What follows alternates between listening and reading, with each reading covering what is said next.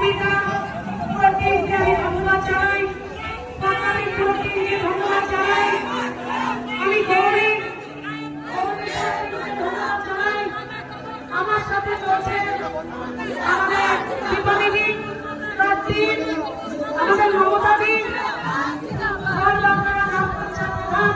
আমি বিশ্বজিৎ, টিটু, তারপরে টিমকে আমি ধন্যবাদ জানাই। ভূপেন্দ্র চাকরি, তাপস, টিমকে আমি ধন্যবাদ জানাই।